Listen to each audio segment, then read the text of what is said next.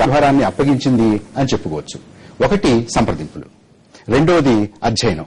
ఆంధ్రప్రదేశ్ రాష్ట్రం ఏర్పడిన నాటి నుంచి జరిగినటువంటి పరిణామాలు, ప్రాంతాల అభివృద్ది మీద వాటి ప్రభావం మొదలైనవి ఇవన్నీ ముగించి ఉన్నటువంటి సమస్యకు అనువైనటువంటి పరిష్కారాన్ని సూచించడం.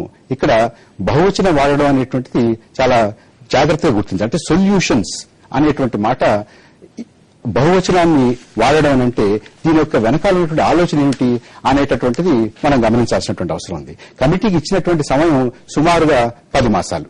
కేంద్రం నుంచి రూపొందించినటువంటి 7 విధి విధానాల్ని ఒక్కొక్కటిగా విశ్లేషించి వీటిని శ్రీకృష్ణ కమిటీ ఏ విధంగా పాటించగలుగుతుందో, వీటి ఆచరణలో ఎదురయ్యేటటువంటి అంశాలు, వీటి పర్యవసానాలు ఎలా ఉంటాయి అనే విషయాల మీద ఇవాళ దృష్టి పెడదాం. మనం చర్చలోకి వెళ్లే ముందు ఈ విధి విధానాల గురించి వివిధ రాజకీయ పక్షాల నాయకులు ఏమన్నారో ఒకసారి వారి మాటలు విందాం. తెలంగాణ రాష్ట్ర ఏర్పాటు అంశం, అట్లాగే సమైక్య రాష్ట్రాన్ని కొనసాగించాలా అనే అంశం. ఇది శంకరాచార్యులకు పీరీల పండుగకు ముడిపెట్టినట్టున్నది. ఎందుకంటే సమైక్య రాష్ట్రాన్ని కొనసాగించాలంటే ఈ దిక్కుమాలిన కమిటీ అక్కడనే లేదు. December 31 అనేది కాల పరిమితి చాలా పొడిగించారు. రెండోది తెలంగాణ అనే అంశం ఇందులో పొందుపరచలేదు. మూడోది సమైక్యాంధ్రాన్ని కూడా దీంట్లో పెట్టారు. బట్ నేనే కోణంలో చూస్తున్నానంటే ఇది మొత్తం జరిగేది కూడా తెలంగాణ రాష్ట్ర ప్రక్రియకి, రాజకీయ ప్రక్రియలో భాగంగానే ఇదంతా జరుగుతుంది. ఈ కారణంతో మా తెలంగాణ కావాలని వారిని చెప్పమనండి.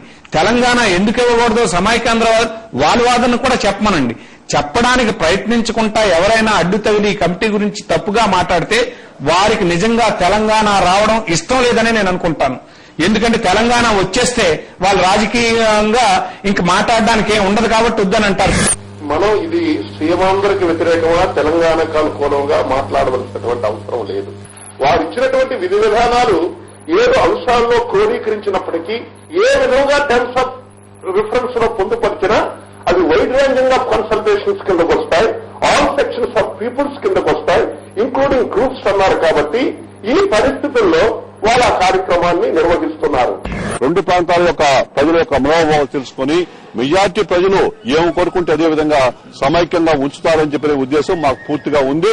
ఆ దిశలోనే కాంగ్రెస్ పార్టీ కూడా ఉందని చెప్పి మేము భావిస్తున్నాం. తెలంగాణ ప్రజలకి పూర్తి అసంతృప్తిని కలిగిస్తా ఉన్నాయి. తెలంగాణ రాష్ట్రం ఇచ్చే ఉద్దేశంతోనే ఈ విధి విధానం ఉన్నట్టుగా కనిపించడం లేదు.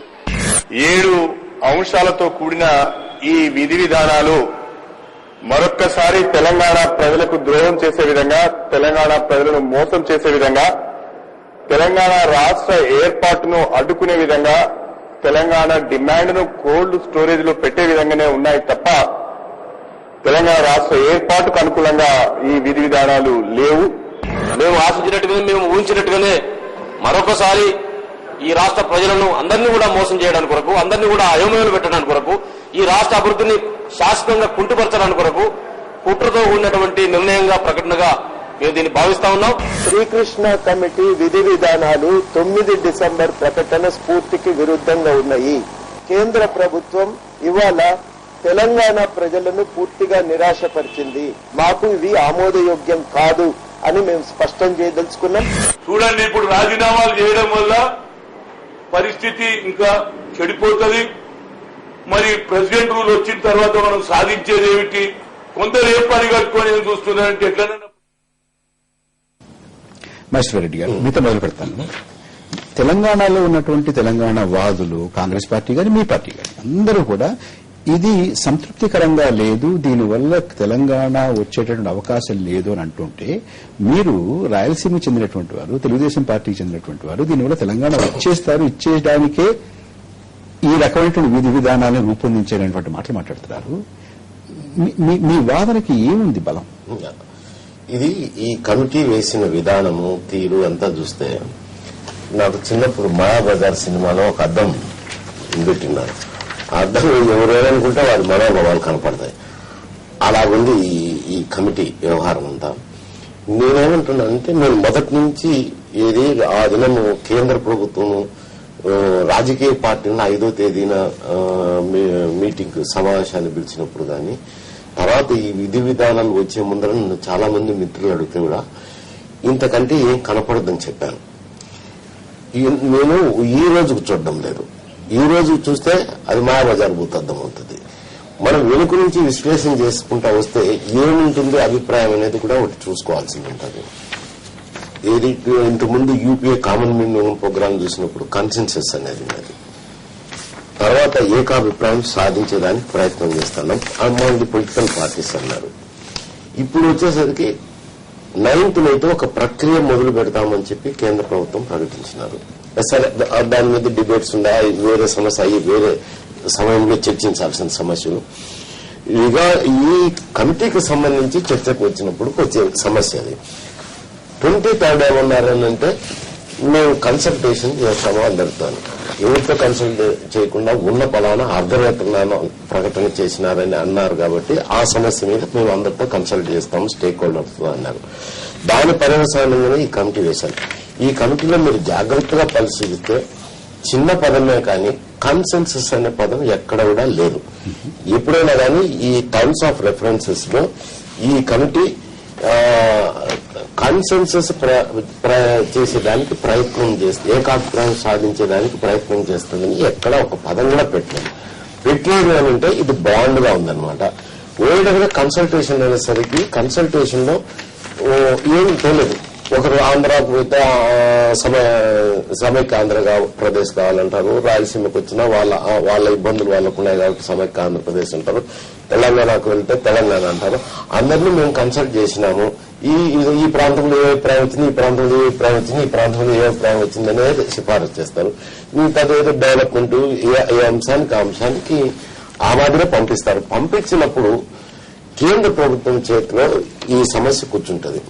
కేంద్ర ప్రభుత్వం చేతిలో ఈ సమస్య ఎట్లుంటదంటే చక్కెర చిలుక మాదిరి. పిల్లోడికి చక్కెర చిలుక ఇస్తే చిన్నప్పుడు తిరణాలకు పోతే ఇప్పుడు లేవనుకోండి, ఆడుకు నుంచే పిల్లోడు ఆడుకు నుంచే వాడుకొని మళ్ళీ తినేసేవాడు. అంటే ఇప్పుడు కూడా వస్తున్నాను రీసెంట్ టెక్నాలజీలో ఫుడ్ ఐటమ్స్. ఒక్క మాట సూటిగా చెప్పండి, ఈ కమిటీ విధి విధానాలు ఈ 7 మీరు చదివిన తర్వాత ఇది కేంద్ర ప్రభుత్వం తెలంగాణ ఇవ్వడానికి సంకల్పించిన తర్వాత వేసినటువంటి కమిటీగా మీకు అర్థమవుతుందా? ఒక్క క్షణం. షబీర్ అలీ గారు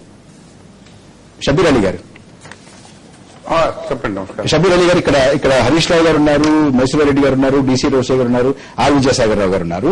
ఇప్పుడు మన మైసూర్ రెడ్డి గారు చెప్తున్నారు ఈ 7 టర్మ్స్ ఆఫ్ రిఫరెన్స్ చదివిన తర్వాత, విధి విధానాలు చదివిన తర్వాత కేంద్ర ప్రభుత్వం తెలంగాణ ఇచ్చేయడానికి సంకల్పించింది. ఏమనుకుంటే అది చేసేదానికి ఆయన అనుమానం అయితే తెలంగాణ ఇచ్చేయడానికి హోంమంత్రి చిదంబరం గారు అంతకుముందు జరిగినటువంటి చాలా స్పష్టంగా చెప్తున్నారన్న మాట వారు అంటున్నారు. మీ స్పందన ఏంటిది? మీరు చేసినటువంటి అధ్యయనం ఏమిటి దీని మీద?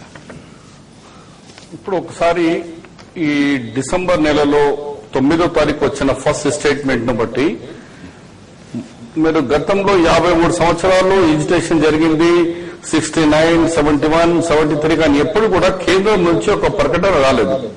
అది కేంద్రంలో కూడా హోమ్ మినిస్ట్రీ అంటే ఈ క్రియేషన్ రాష్ట్రాలు క్రియేట్ చేసే డిపార్ట్మెంట్ నుంచే ఒక క్లారిటీగా ఒక స్టేట్మెంట్ వచ్చింది, తెలంగాణ ప్రక్రియ మొదలైంది. దాని తర్వాత రెండో స్టేట్మెంట్ 23 డిసెంబర్కి వచ్చింది, ఇంకా క్లారిటీతో వైడ్ కన్సల్టేషన్ అన్నారు.